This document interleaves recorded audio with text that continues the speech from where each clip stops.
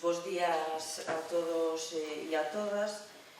Vamos a dar inicio a esta sesión do Pleno da Corporación extraordinaria como manda a legislación para aprobar exclusivamente a acta da sesión anterior a que corresponde á sesión celebrada o 30 do 4 de 2019. Non sei se hai algunha intervención. Partido Popular? Partido Socialista? Nada, entendo entonces que se aproba por unanimidade a acta. Queda aprobada entonces por unanimidade a acta do Pleno. Xa facemos seguido das comisións, que vote quen teña que votar. Xa, bueno, Comisión de Facenda, Persoal e Réximen Interior, en este caso, bueno, Alberto Conde, Bernardo Varela, Luis do Porto e Zaida, auxiliadora Rodríguez. Aprobación tamén da acta correspondente a última sesión celebrada, que foi o 18 de marzo de 2019 ás 13:30 tamén. Partido Popular, alguna cuestión respecto á acta? Partido Socialista? Pues queda aprobada tamén acta da Comisión de Facenda, Persoal e Réximen Interior.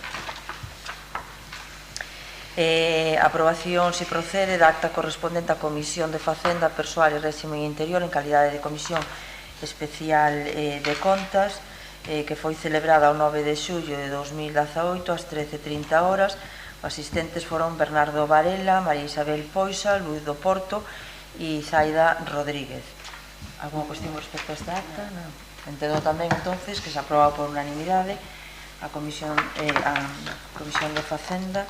Estes son os certificados. Bueno, por lo tanto, quedan aprobadas.